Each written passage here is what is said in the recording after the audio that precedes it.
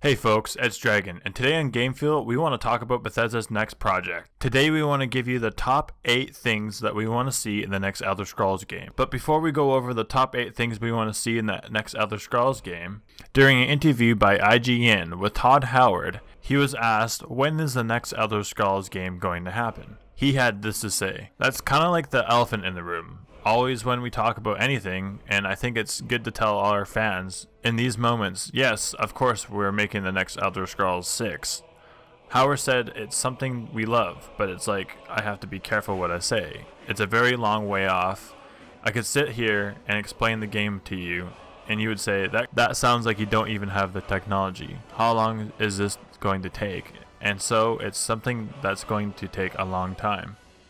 So yes, before we get a chance to see any sort of a reveal, we will be getting 2 different IPs bigger than previous games from Bethesda Studios have ever done before. Of course, over the many years we've been playing it, modding it, adding DLCs, remastering it, having memes of Skyrim, the list goes on and on. We thank Bethesda for such a masterpiece in itself, but I think we're ready for a new experience. So with that being said, here are the top 8 things we want to see in the next Elder Scrolls game. Climbing and vaulting. The ability to climb over a wall or vault over a fence would be game-changing. Imagine running to cover during a battle and vaulting to get to cover would be a great feature to add. When traveling to locations in Skyrim, I found myself button mashing to jump to make my way, which I thought was the correct route to a location for a quest to grab, but I've always found myself in the middle of nowhere. This feature would be small, but a big enough feature to make it more immersive and convenient. I think a lot of us would get our heads wrapped around the idea of climbing and vaulting, just simply because of the different combat situations you get yourself into. This feature will help us escape the problem, or make the problem even better, of defeating our enemies. Number 7 will definitely have to be having the opportunity to join a Mages Guild or a Fighters Guild. Yes, Skyrim had the Companions and Winterhold had the College, but I had to have a ranking system and different trainers in other towns to train with. Having a more in-depth questline where it's more than just a job listing for a particular location, like a job board, say like WoW or ESO, maybe having a character that betrays the guild or something dramatic happens. Also, having different achievements and goals to reach for your rank would be a great impact to your main role for the campaign itself, could be a big part in the character progressive system.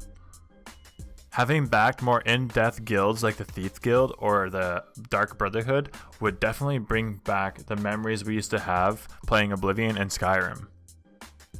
I'm sure that we will have different various guilds in the next Elder Scrolls game, but I just hope that they bring it more in depth than what they had in Skyrim.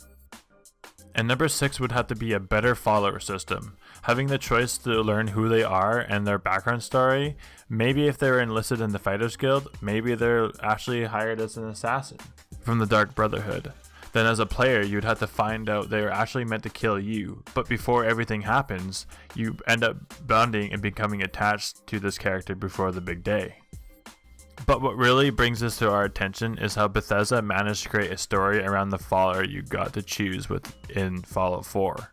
Sure, the animations were odd sometimes and the time you needed them to sneak spoiled the chance for a surprise attack, but the personality behind these great voice actors really made me feel nostalgic behind them. Every time I return to Fallout 4, I always end up choosing a new follower just to learn who they are as a person, or as we should say, AI. But having a great companion will always mean that you're always going to have a great story behind you. So that's why we chose for number 6 to have better followers. World-changing events comes in at number, and by world-changing events, I mean is have the events around you happening as your game progresses further and more in-depth into the game. So do the intensity of the event like a war or an assault of your town. Something like Skyrim's War of the Stormcloaks and Imperials, or the Attack of Kvatch in Oblivion, an event that can mix up your gameplay or even a slight change in your quest you're on. World events is definitely what we need for the next Elder Scrolls game to make the world more immersive. And for number 4, we have returning spells. Oblivion in itself had an arsenal of great spells and potions to choose from, like Illusion and Destruction. Spells in Oblivion you can learn from training and or buy from a vendor. Spells could also be made from altars, which is really awesome. My personal favorite spells were telekinesis and agility spells that run faster or jump higher. There were tons of spells that almost made your character to have godlike abilities.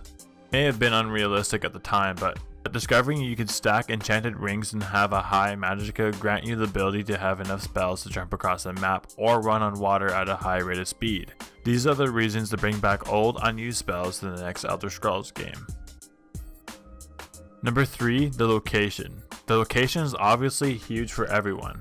It would have to be great to keep us wanting more, especially since we now know the time it takes to create such a world. But what would you want for the next world? A dark but gorgeous cold atmosphere like Skyrim, or the Plains of Oblivion? Or would you rather have a fantasy green but rough around the edges feel to it? Valenwood was definitely an option to choose from Tamriel's great landscape. Valenwood is a dense, lush, overgrown but living landmass. This area of Tamriel is home to the elves, being southwest of Cyrodiil, close to Anvil. I can see why Anvil is so overgrown. I can see Bethesda using Valenwood simply just because of the fact of today's consoles and PCs. The power you would need to create to bring this living, breathing world to life. That's why we chose Valenwood to be the next location of the next Elder Scrolls game from Bethesda. And for number 2, we have better combat. I'm not saying Skyrim's combat system was bad or wasn't fluent. It was great for its time, having the ability to slow down your arrow shots or have a combo for a critical damage. The movement was nice and accurate. But I didn't feel like I was a better fighter or skillful.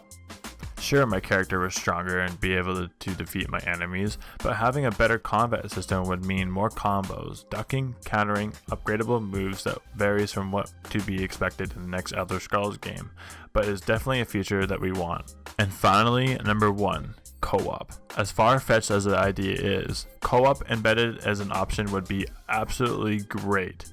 Being able to join a friend mid-quest would be a dream. In fact, modders did attempt to run co-op as an option into Skyrim. Being in alpha stage and super buggy, of course it only grabbed my attention for a short time, mainly because we had to save before entering a door or starting quests. We did more troubleshooting than actually playing, but the handful of times when it worked, you can see your friend walking around and interacting with the game. It even worked sometimes when we got into combat situations. This feature will definitely bring co-op to a new level. Those are the things that Bethesda must have for the next Elder Scrolls game. Thanks for watching, and we'll catch you right here next time on Game Fuel.